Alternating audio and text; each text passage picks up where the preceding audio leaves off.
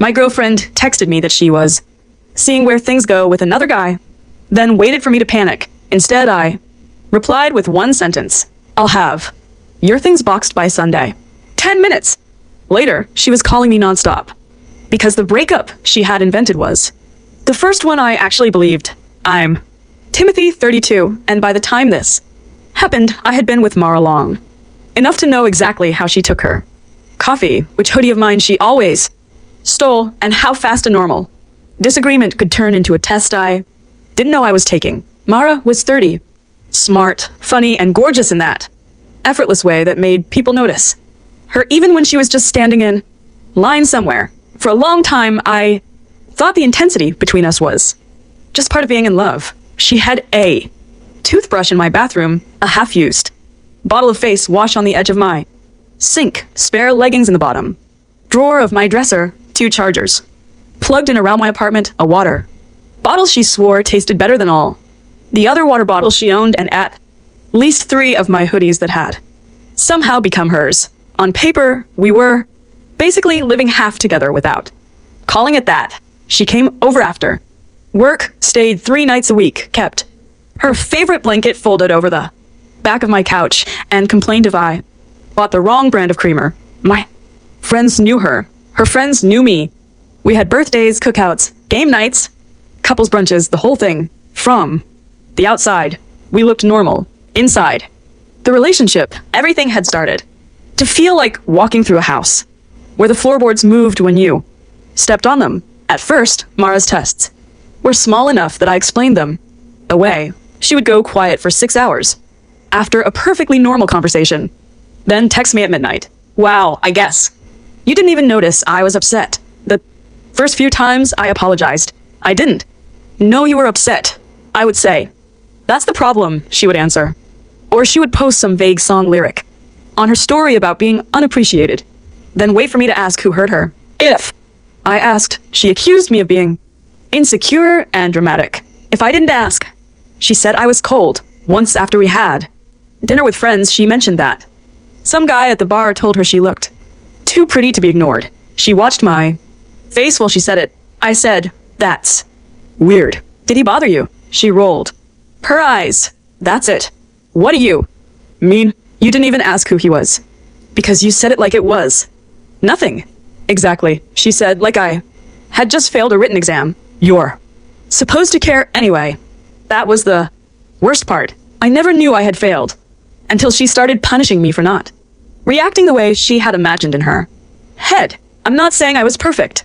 I can be quiet when I'm frustrated. I don't enjoy public conflict. I don't like yelling in kitchens or sending emotional novels by text. When something bothers me, I usually need a minute to think before I speak. For a while, I thought that made me mature. Mara thought it made me passive. She started using that word a lot. You're so passive, Timothy. You never fight for anything. You act like nothing matters.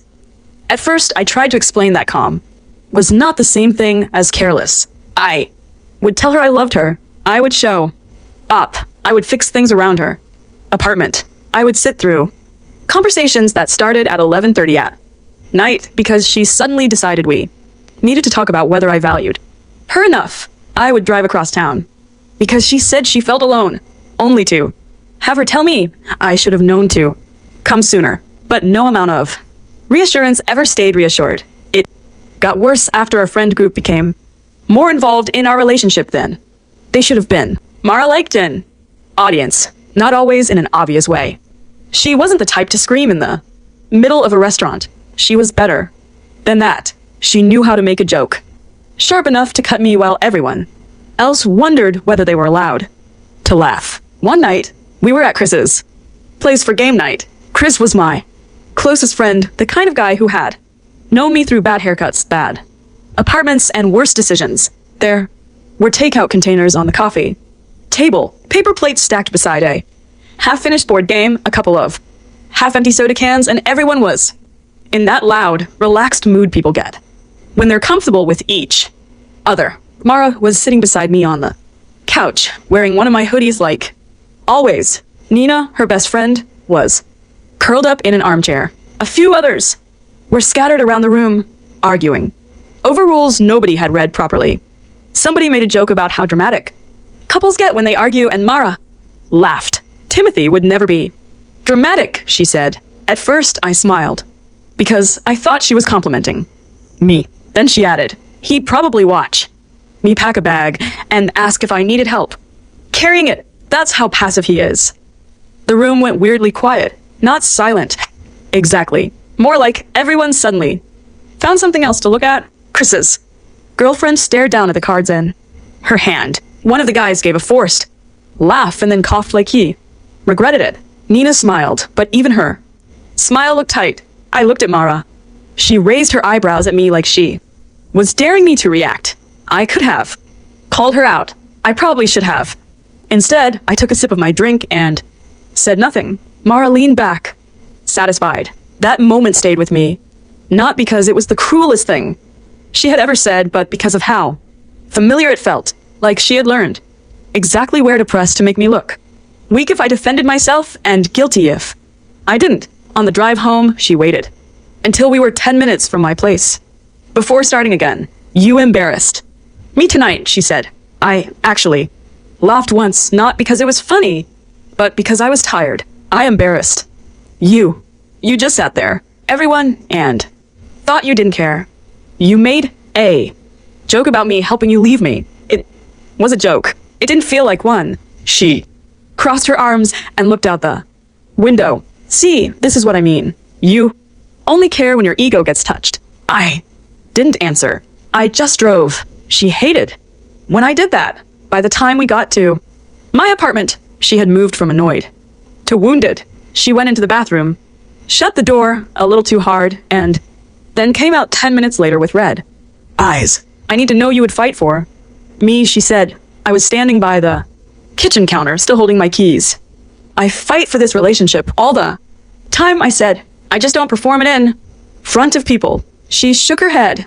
That's such a convenient answer. That night, she slept with her back to me. In the morning, she kissed me like nothing had happened and asked if I could pick up more coffee creamer. That was another thing Mara did. She could drop a match into a room, watch me put out the fire, and then act confused that I smelled smoke the next day. A few weeks before the fake breakup text, I started saving things. Not because I had some master revenge plan, not because I wanted to destroy her. I started saving things because I had finally realized how quickly Mara could rewrite a conversation once she had an audience. If she texted, maybe we should just break up since you obviously don't care. And I replied, I care, but I'm not going to argue while you're insulting me. She would later tell people I threatened to leave her if she said, don't call me tonight. And I respected that. She would tell me the next day, you didn't even try. So I created a folder on my phone called Mara Conversations. I saved screenshots of breakup threats. I saved messages where she admitted she wanted me to chase her. I saved the one where she wrote, sometimes I say things to see if you'll finally act like you're afraid to lose me. I hated that folder. Every time I added something to it, I was admitting something I wasn't ready to say out loud. This relationship did not feel safe anymore. The final test started with a story. It was a picture of Mara's hand holding a drink at some dim bar table. I wasn't there. That wasn't unusual. She went out with friends sometimes. The caption was what made my stomach tighten. Funny how easy it is to feel wanted when someone actually tries. A year earlier, I would have asked who she was with. 6 months earlier, I would have called and tried to smooth it over. That night, I watched the little circle disappear after I viewed it, put my phone face down, and went back to washing dishes. 20 minutes later, my phone buzzed. Mara, nothing to say. I dried my hands and stared at the message. Me, about what? Mara, never mind. Me, okay.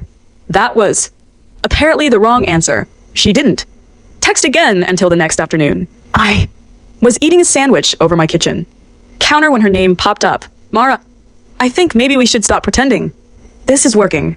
I looked at it for a long second. My first feeling wasn't panic. It was exhaustion. Another message came in. Mara, I'm seeing where things go with someone who actually makes me feel wanted.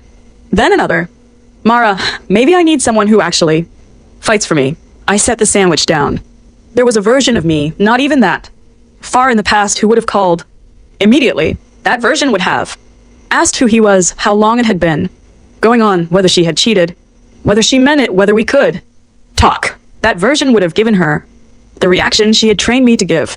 Instead, I sat down at my small kitchen table and read the text again. She had said she was seeing where things go with someone else. She had said we should stop pretending. She had said she needed someone different. So I believed her.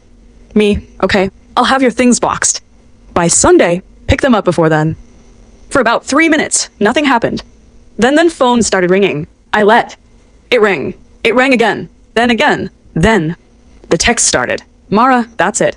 Mara, you're not even going to ask who he is. Mara, wow. You're literally proving my point. Mara, you don't get to just throw me away. I did not answer. A voicemail preview appeared. Timothy, pick up the phone. Are you seriously doing this? Then another. You don't get to just box up my life because of one text. Then another. I was upset. I wanted to know if you cared. Call me back before you do something you can't undo. I sat there with my hands flat on the table, feeling my heart beat hard, but not from wanting to chase her. It was the feeling you get when you finally step off a ride that has been making you sick and realize the ground has been still the whole time. After the 5th missed call, I texted one more time. You ended the relationship and said, you're seeing someone else. I'm respecting it. I'll send a pickup window. She replied almost instantly. Mara, no, you're ending the test. I stared at that message for a long time. She probably didn't even realize what she had admitted. I screenshotted it. Then I went to the hardware store and bought clear plastic storage bins, a roll of packing tape, labels, and a pack of zip pouches. If Mara was going to accuse me of throwing her away, she was not going to accuse me of trashing her belongings too. I started in the bathroom. Her toothbrush went into a small plastic bag. The half-used face wash went right in a bin with her shampoo, conditioner, hairbrush, and the little claw clips she left everywhere. I wiped the bottles dry because one of them had leaked once, and she had blamed me for putting it at a weird angle even though I hadn't touched it. In my bedroom, I folded her spare leggings, t-shirts, and the black sweater she wore when she wanted to look casual but still wanted me to notice. I pulled my hoodies from the drawer where she kept them and paused with one in my hands. It still smelled faintly like her perfume. That was the first moment that hurt. Not the texts, not the calls, a hoodie. I stood there for a few seconds holding it, remembering the nights she had fallen asleep on my couch with her feet tucked under my leg, the mornings she had mumbled her coffee order into my shoulder, and the way she could make me laugh so hard I forgot what we were arguing about. Then I folded the hoodie and put it in the bin. Missing someone is not the same as letting them keep hurting you. Every box got photographed before I taped it, not because I wanted to be petty, but because I knew Mara could turn a folded sweater into a crime scene if it helped her story. I took time-stamped photos of the makeup bag, wrapped in a towel so nothing cracked. I took photos of her books stacked spine up. I took photos of her shoes in separate grocery bags so the soles didn't touch her clothes. Her jewelry, mostly earrings and a necklace I had bought her for our 2nd anniversary, went into a small zip pouch and then into the top of the bin marked personal items.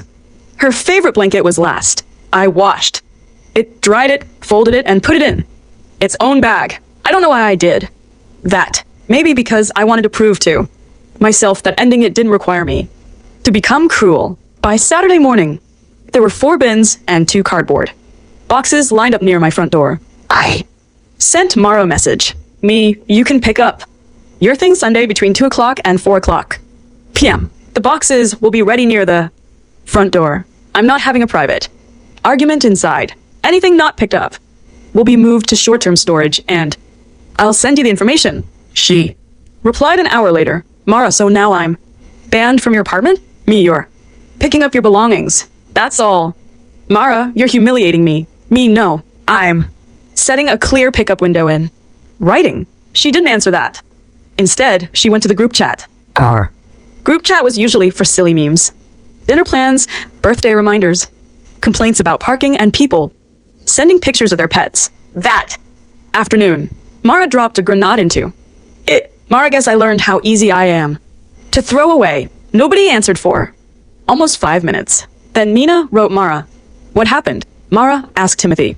Apparently years mean nothing to him. I Watch the typing bubbles appear and disappear under 3 different names. Chris texted me separately. Chris, do you want me to say something? Me, not yet. Mara continued. Mara, he's literally packing my things because I said I was unhappy. That was when I answered. Me. Mara told me she was seeing where things go with someone else and said we should end things. I'm respecting that. Her belongings are packed safely and she has been given a pickup window. I'm not discussing private details here. the Chat went silent again. Then Chris wrote, everyone should probably let them handle this offline. Nina reacted with a thumbs up, but she didn't say anything else. Mara texted me privately a minute later. Mara, you really had that ready. me I Stated what happened. Mara, you made me look crazy. Meh, no. I repeated your words. That was the part she couldn't. Stand. Not that I was angry. Not that I was leaving. That I was no longer helping her rewrite the scene. Later. That night, Chris called me. You okay? He asked. I was sitting on the floor, near the boxes, eating cold leftovers. Straight out of the container, because I had forgotten to make dinner. I don't. No, I said. I think I'm calmer than I should be. That might be a good thing. Or it means I checked out a while ago.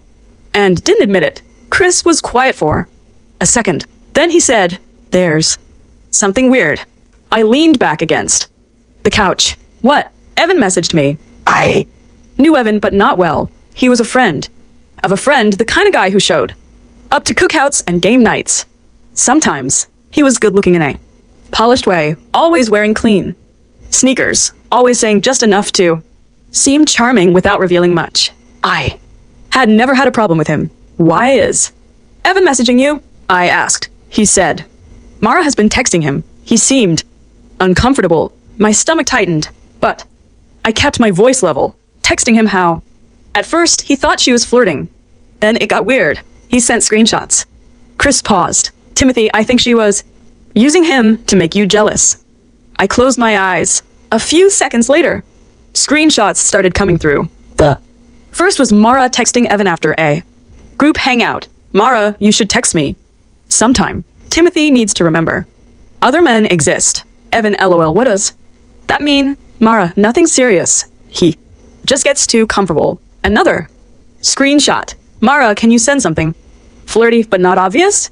I might need him to see it. Evan, why? Mara, he won't act right unless he thinks I'm serious. I just need him to feel like he could lose. me Another. Mara, I'm not actually trying to date you. I just need a believable scare. Evan had sent Chris a message under the screenshots. Evan, I don't want to be part of whatever this is. I thought it was harmless at first, but this is getting messed up. I didn't feel jealous. That surprised me. I felt embarrassed. I felt angry, but mostly I felt validated in the worst possible way. Like I'd spent years smelling gas in the house and someone had finally handed me a lighter and said, yes, it was real. Chris asked, are you going to confront Evan? No, I said. You sure? He was used to. Maybe he liked the attention for a minute, but he backed out. Mara's the one who made it a plan. Chris let out a breath. I'm sorry, man. Don't be, I said, even though my throat felt tight. This helps. It still sucks. Yeah, I said it does. The next day, Nina called me. I almost didn't answer. Nina was Mara's best friend, and I assumed the call would be a lecture wrapped in concern, but I picked up because some part of me still wanted to believe there were adults in the room. Timothy, she said carefully, I'm not calling to attack you. That's good. I just think maybe this got bigger than it needed to. I looked at the boxes by my door. She told me she was seeing someone else. She was hurt. She told Evan she needed to scare me. Nina went quiet. I knew then that she knew. She showed you? Nina asked. No, Evan showed Chris. Nina sighed. Look, Mara gets dramatic when she feels unwanted. That doesn't explain using another guy as bait. I'm not saying it was okay, but you're asking me to treat it like insecurity instead of manipulation. Nina didn't answer right away. Then she said she did this with Jason too, but that was different. I sat up straighter. Jason was Mara's ex. Before me, she had always described him as clingy, jealous, and obsessive. The kind of guy who couldn't handle her independence. What do you mean she did this with Jason too? I asked. Nina made a small, frustrated sound. I shouldn't have said that. How many times did she fake leaving him? That's not the point. It is absolutely the point. Nina's voice softened. 3 times, I think, but Jason was different. He really was jealous. Was he jealous before or after she kept pretending to replace him? Nina didn't answer. That silence told me more than any defense could have. I remembered all the times Mara had told me Jason couldn't handle a strong woman. I remembered how she said he would blow up her phone when she needed space. I remembered thinking I was better than him because I didn't react that way. Now, I wondered if Jason had simply been the last guy to take the test before me. Nina said she's not evil, Timothy. She just thinks men only appreciate women when they think they've lost them. There it was. Not a bad night. Not one impulsive text. Not one misunderstanding. A belief system. I said, then she can find someone who wants to be trained that way. Timothy, I'm done, Nina. She's falling apart. I am not responsible for the panic she created when I refused to perform mine. Nina inhaled sharply, like she wanted to argue, but she didn't. When we hung up, I blocked Mara on social media, but left text messages open until after the pickup. I wanted everything in writing. I changed passwords on the shared streaming account, removed her saved address from my food delivery app, updated my online shopping login, and canceled the calendar event for a couples gathering we were supposed to host the next month. Each little change felt ridiculous and huge at the same time. Her profile disappearing from my streaming account made me stand still for almost a full minute. That was the strange part about ending a long relationship. The big emotional decision happened in one conversation, but the breakup itself lived in tiny, practical details. Her charger not being by the couch. Her face wash not slipping off the sink. Her coffee creamer still in the fridge because I didn't know whether throwing it out counted as dramatic. On Sunday at 1:40 p.m., Chris arrived. He didn't make a big entrance. He just knocked once and walked in when I opened the door, carrying 2 coffees. You eat? He asked. Not really. He handed me one of the coffees. Drink this at least. I looked at him. You don't have to stay. I know. I don't want this to look like I'm trying to intimidate her. You're not. I'll stay inside unless things get weird. The doorbell camera handles the rest. I had already checked the camera twice. It covered the front door, the small landing, and most of the walkway. The boxes were inside by the entry, not outside where anyone could claim they were abandoned or damaged. I had the pickup window in writing. I had photos of every box. I had screenshots. I hated that I needed all of it. At 2:17 p.m., Mara pulled up. I saw her car through the front window before the doorbell camera notified me. She got out, wearing sunglasses even though it was cloudy. Her hair pulled back in a messy bun that looked a little too carefully messy. She stood by the car for a second, like she was preparing herself for a scene. Then she walked up and rang the bell. I opened the door, but stayed in the doorway. Her eyes moved past me, toward the boxes. So that's it, she said. Your things are ready. She gave a short laugh, but her voice shook. You're just throwing me out. No, I'm giving you back what belongs to you. After you ended the relationship. Her mouth tightened. I was upset. You said you were seeing where things go with someone else. I said that because you don't listen unless something is serious. It sounded serious. It was supposed to sound serious. I didn't answer. That made her angrier than if I had yelled. She stepped closer. Can I come in? No. Her eyes flashed. Seriously? The boxes are here. I'll bring them. Out. You're treating me like a stranger. You ended our relationship by text and told me there was another. Man, I'm treating this like a breakup. She looked over my shoulder and saw Chris standing near the kitchen. Not close, not threatening, just present. Her expression changed immediately. Oh, wow, she said louder. You brought backup. Chris did not move. I said, Chris is here as a witness. I don't want any confusion about what happens during pickup. So now I'm dangerous? I didn't say that. You implied it. I'm protecting both of us from another rewritten conversation. That landed. For a second, she looked more hurt than angry. Then she switched. You have no idea how humiliating this is, she said, her voice breaking. Do you know what it feels like to realize your boyfriend can just shut off like this? I didn't shut off. You did. You didn't call. You didn't ask. You didn't fight.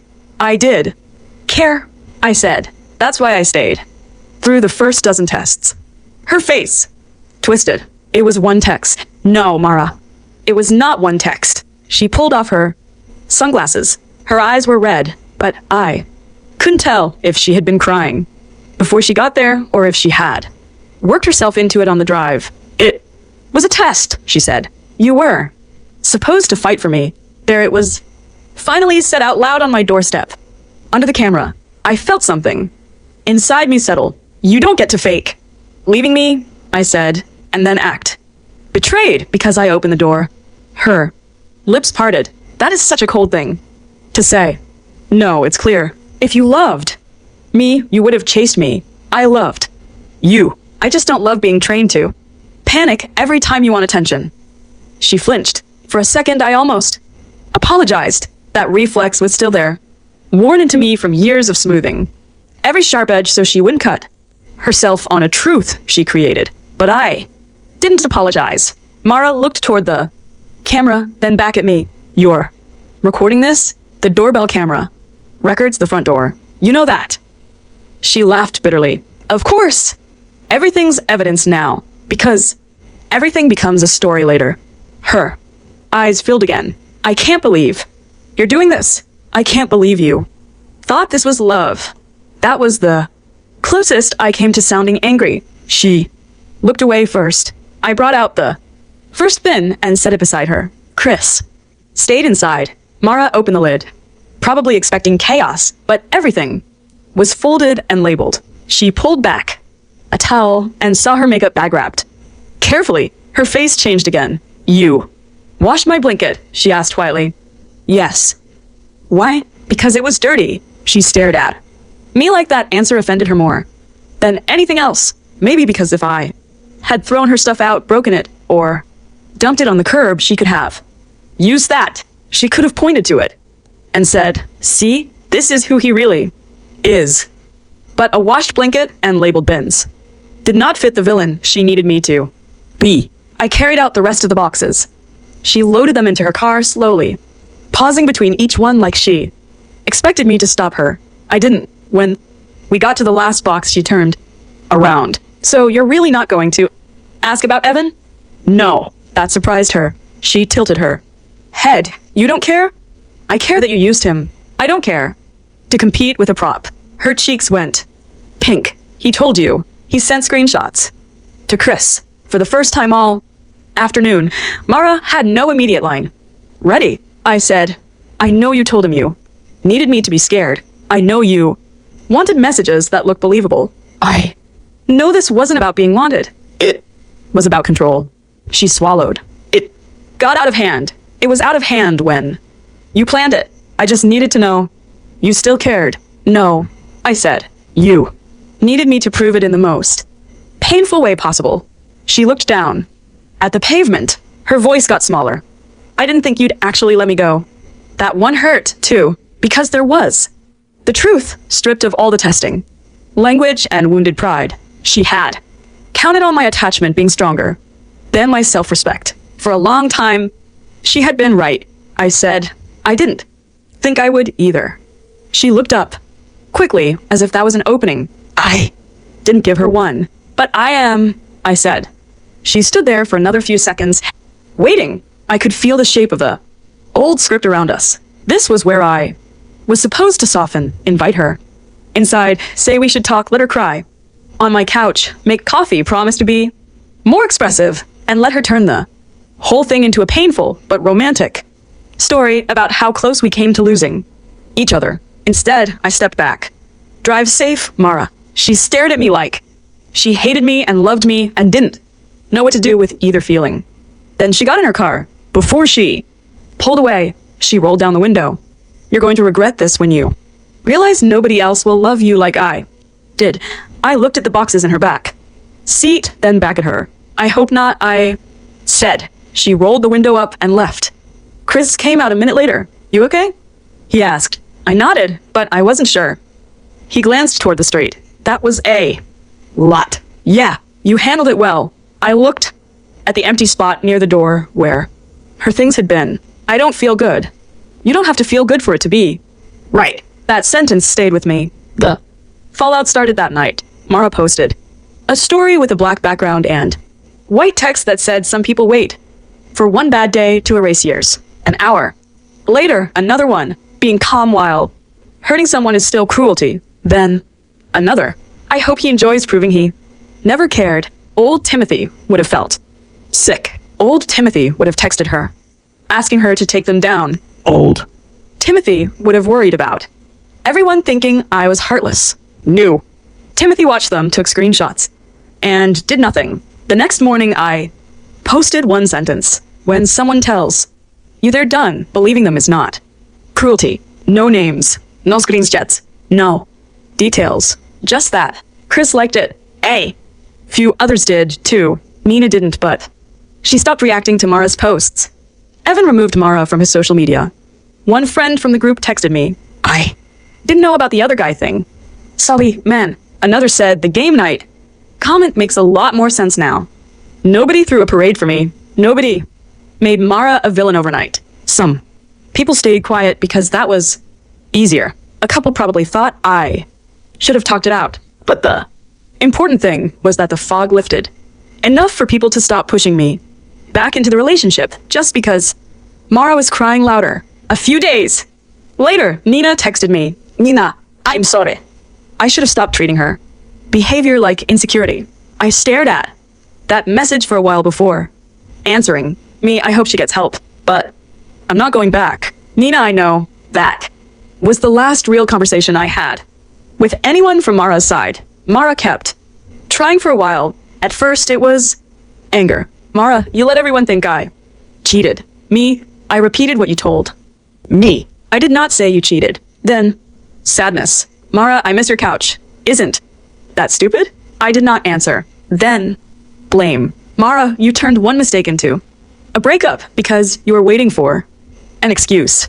I did answer that one. Me, it was not one mistake. It was a pattern. Please, only contact me about remaining logistics. Then nostalgia. Mara, I found the mug you bought me. I cried for an hour. I typed 3 different replies and deleted all of them. Finally, after she called me 6 times in one night, I sent the last message. Me, there, no remaining logistics. I'm blocking this number now. I hope you take care of yourself. Then I blocked her. The silence afterward felt unnatural. For years, quiet from my phone had meant something was wrong. It meant Mara was upset or waiting or testing me or gathering ammunition for my lack of reaction. My body had learned that silence was not peace. Silence was a countdown before punishment. That first night after blocking her, I sat on my couch with dinner in front of me and kept looking at my phone, even though there was nothing to see. No missed calls. No vague story. No wow. No never mind. No, if you cared, you would know. Just a quiet apartment, a couch without her blanket, and the low hum of the refrigerator in the kitchen. For the first time in years, my phone was quiet.